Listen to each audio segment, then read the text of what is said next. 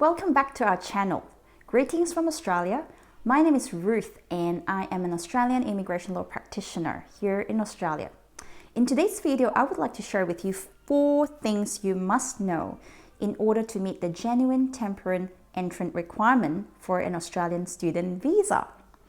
Now, please note that the information in this video is not to be treated as legal or migration advice because we assess each case on a case-by-case basis. But I hope that the contents of this video will provide you with a brief overview as to what you need to look out for to meet the GTE requirement for a student visa. So let's get started. So what are the 4 things you must know in order to meet the genuine temporary requirement? In this case, I'm just going to provide an acronym, which is GTE, the GTE requirement for an Australian student visa. So without further ado, let's go toward the first thing. The first item in consideration is you need to be able to show why you have chosen Australia to be the place in which you wish to study and that you are not choosing your home country. For example, if your home country has a similar course that's offered at a similar standard to Australia, then you must be able to justify as to why you've chosen to come here to Australia instead of to do that in your home country. Now, sometimes it's not the hardest requirement to show because Australia, we have really good and high standard education. So in most cases, if students come from a certain country and they've obtained Australian education, we know that in some cases it is easier for them to land on a better or higher ranking job back home because they've got an Australian law degree. So that's not surprising. But having said that, it is important that you conduct your own research to see if the similar courses are offered back in your home country, and if so, then why would the Australian university be better than the one in your home country? So that's important because you want to be able to show immigration that you're not just coming to Australia to study. I mean, that you are actually a genuine student. You actually need to be here to do the course, and it's not readily available in another country.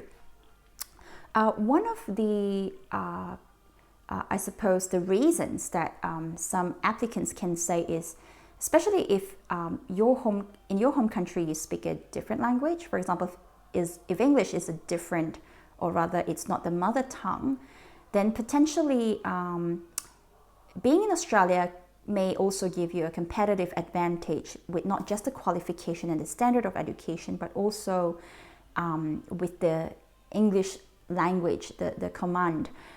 That you're able to practice English more and you're able to communicate in English more. And this is especially true if you're planning to go back home to work in a company which may have an international standing and they really need somebody who can speak really good English.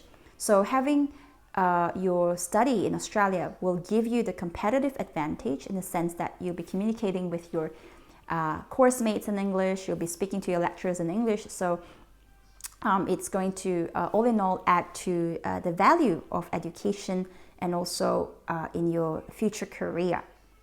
So that's the first thing you need to show, why Australia and why not your home country.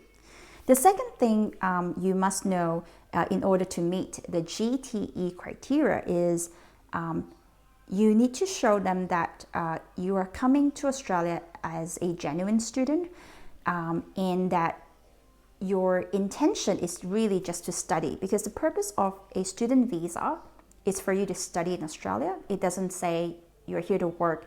It doesn't say that the purpose is for you to come and stay on in Australia. Now it's completely up to you if you've attained your student visa and then one day you found a job in Australia and you decide to stay on and pursue the migration process. So that's completely your prerogative. But at the time you apply for your student visa, in order to meet the GTE requirement, it is very important that you your intention is solely to study and to study only. So even with work rights, now most student visas usually get 40 hours work rights per fortnight. In some cases, if you're doing, say, a particular master's degree or PhD, you might get unlimited work rights. But you see, the purpose of your visa is not to work. So if when you apply for your student visa, you actually express an intention that you would like to work in Australia, then that conflicts with the intention of the student visa, because the student's visa intention is for you to be here to study, to pursue further education.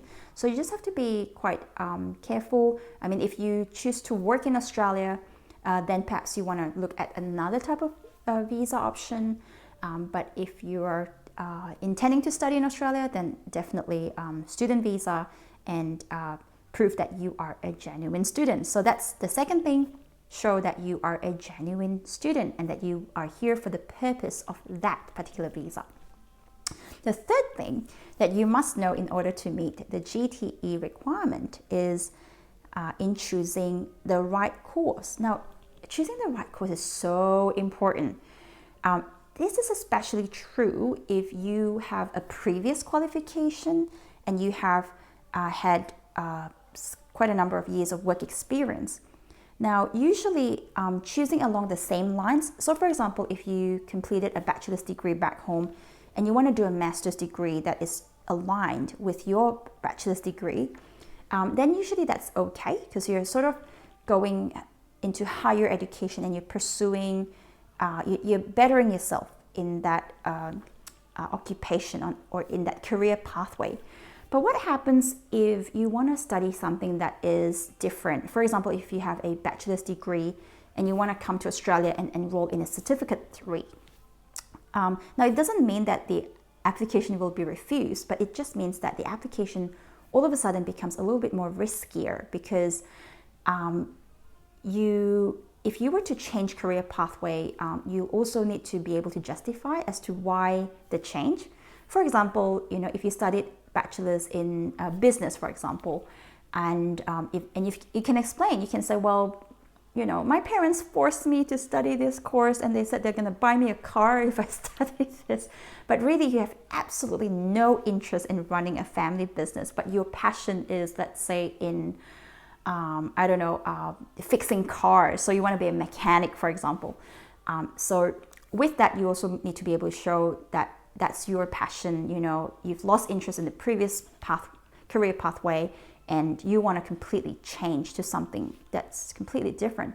So the visa can still be granted, but it is just a little bit more risky this time. And so for that reason, you need to, we usually talk to our clients and say, hey, let's work on additional evidence, to show that you actually meet the GTE requirement. So it's really, really important that you choose the right course when it comes to a student visa application. And the fourth thing you must know in order to meet the GTE requirement is that generally you also need to show that you have sufficient funds to pay for your fees and to support your stay in Australia.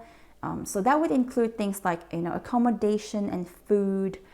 So this is important because the Australian government, you don't want to make them worry that you can become a liability when you come to Australia. I was actually an international student, believe it or not. This is a long time ago.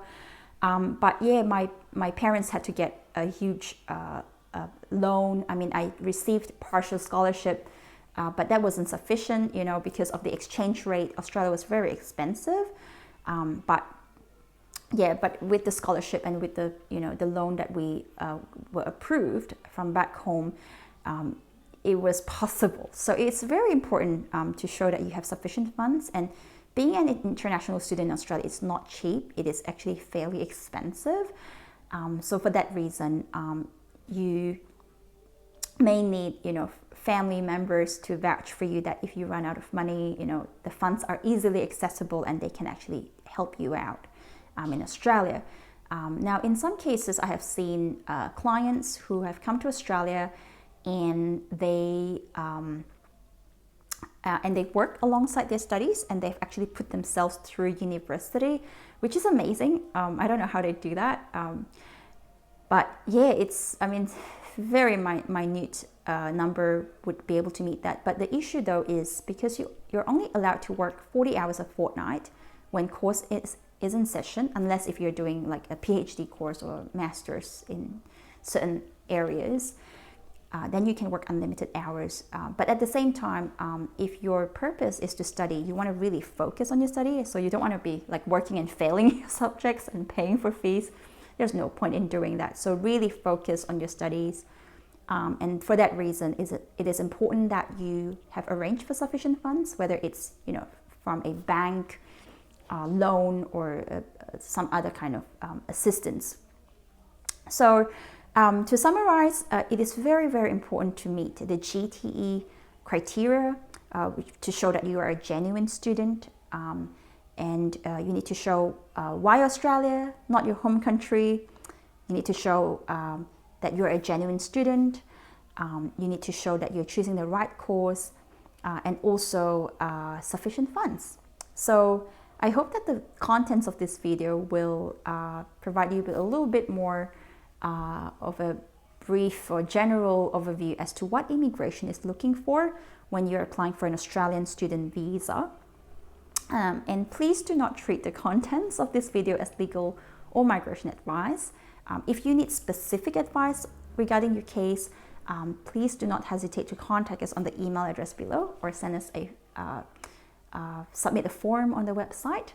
But otherwise, we want to thank you for taking the time to watch this video, and we wish you the very best in your future endeavors.